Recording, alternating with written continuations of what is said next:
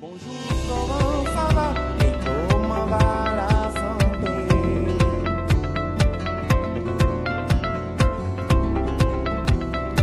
Bonjour, comment ça va et comment va la santé? Voilà, assalamu alaikum warahmatullahi wabarakatuh. Maro mo balon ko da besu kuni hanga taw dingere ka bonat khadanga sobali ngendo khare kili ngendo khare leli ngendo khare Allah gana jom dalande bu ngendo kanen mashallah. Aywa sasa kundo ori o infirme nyawori kengani Samba Sall farna ko yima kay gatingen ka te bal population moma yo ncima mo suni trenka dome yo monsieur Sall bismillah. Merci, monsieur Jola.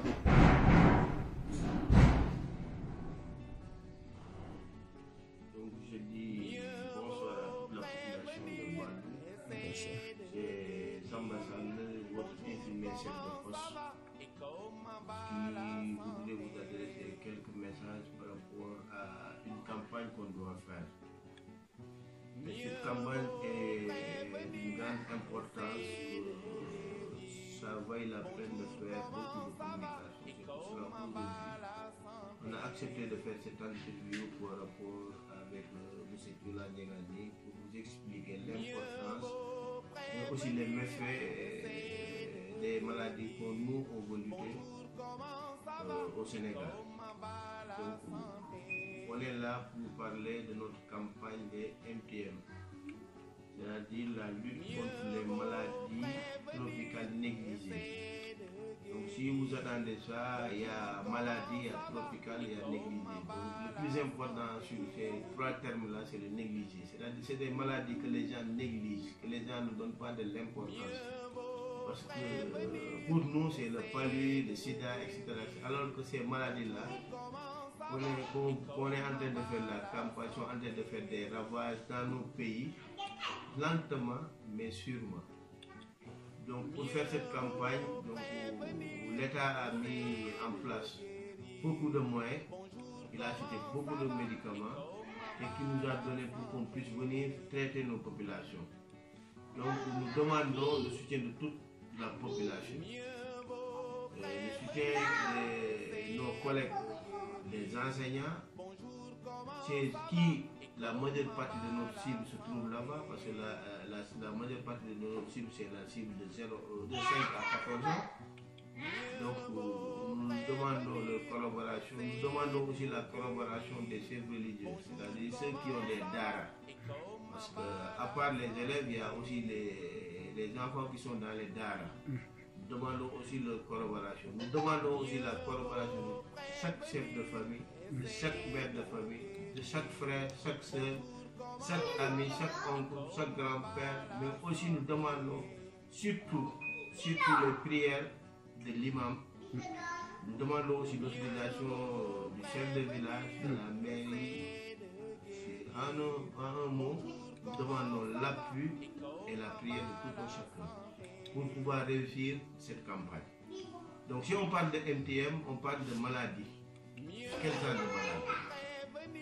En langage terre à terre, je vais essayer de voir comment vous expliquer ces maladies.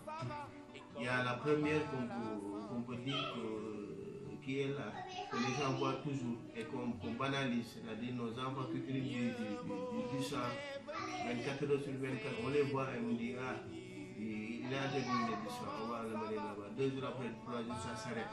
On croit que l'enfant est guéri, alors que l'enfant n'est pas guéri. Il y a la maladie qui est en l'attente, c'est-à-dire qu'on ne l'a pas traité, donc il évolue dans l'organisme de l'enfant.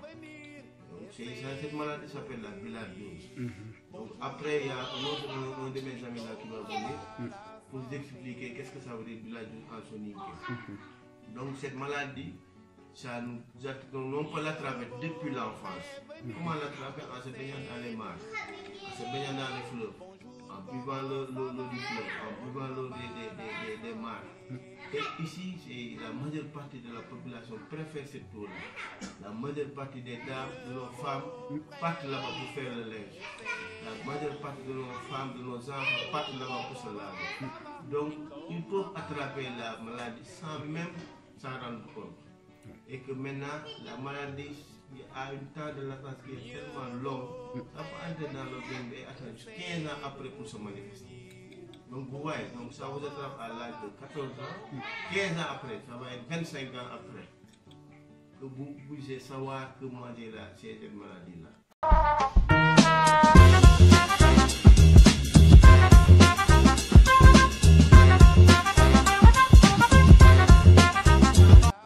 On est en train de faire la lutte depuis des années et cette année aussi on va continuer à faire la lutte. La deuxième maladie c'est l'onchocercose, c'est-à-dire les gens qui ont les pieds qui sont enflés ou bien les testicules qui sont enflés. Et on le voit chaque jour. Et on n'incrime pas la santé, mais on incrime les saïtas, les djinns, on va dire que c'est une malédiction, on l'a jeté au sol, on l'a marché sur quelque part. Alors c'est pas ça. C'est des mouches qui sont là, qui ont piqué le gars et qui ont donné cette maladie. Et c'est pas des maladies sur lesquelles on l'a aujourd'hui, ça se manifeste aujourd'hui. Non, c'est des maladies qui se manifestent dans le temps. On peut l'attraper le lundi 2019, ça va se manifester en 2040. Donc, ça survenu, c'est tellement lent et que les gens vont incriminer d'autres personnes alors que c'est des mouches qu'on vit avec, on cohabite avec ces gens-là et que c'est réel.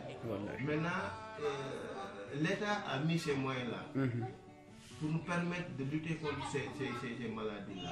Donc la troisième maladie, pour nous au Sénégal, c'est la cécité. C'est-à-dire cette maladie, il y a une autre maladie qui affecte les yeux. Donc au début, le gars, tu peux voir un Daouda Sidibé qui est là, tu vois normalement 24 qui s'occupait de ses activités, il faisait tout. Un bon jour, il vient dire ça, les yeux ça fait mal. Tu dis, mais pourtant Daouda, non, lundi, mardi, Daouda devient, maintenant il ne voit plus. Il ne voit que la nuit, un peu. C'est pour ça qu'on appelle la cécité crépusculaire. Et à la longue, il ne va plus voir. Et on dit que non, c'est Kama qui a jeté sur la Daouda parce qu'il ne veut plus travailler là-dedans. Alors c'est pas ça. C'est des monstres avec qui on a vécu et qui ont piqué Daouda et que Daouda ne s'est pas même pas rendu compte qu'il y a une mouche qui m'a piqué. Et avec le temps, il devient aveugle et on dit que oui, c'est des choses à donc c'est pas ça. Maintenant, l'État, voyant tout ça, a mis les moyens pour qu'on puisse lutter contre tous ces genres de maladies. C'est pour cela qu'il nous a donné du praziquantel qui est là, que tout le monde connaît. C'est le médicament que les gens voient sur vous. Il nous a donné de l'ivermectine qui est là, en quantité. Il nous a donné du mébendazole pour pouvoir lutter contre ces genres de maladies. Nos enfants, vous voyez, la plupart de nos enfants ont le gros ventre. On dit que le ventre, alors que c'est des vers qui sont là-bas, qui les fatiguent 24 heures sur 24, parce qu'on mange des aliments qui sont sués, c'est-à-dire les mouches sont dedans, il y a d'autres facteurs qui sont là, qui font que nos enfants ont ces maladies-là. Donc, maintenant, si quelqu'un vient en retour vous donner des comprimés pour traiter, moi je pense qu'il est temps qu'on nous aide. Qu'on aide la population de Bâle, mais aussi qu'on aide tous les Sénégalais à éradiquer ces maladies. C'est possible. Ce qu'il y a en Europe, ce qu'il y a aux États-Unis, ça peut être réalisé en Afrique. C'est des êtres humains comme nous. Donc on peut lutter contre ces maladies-là. Donc c'est pour cela, nous, encore une fois, on demande le soutien de tout un chacun pour la réussite de cette campagne. Tout un chacun.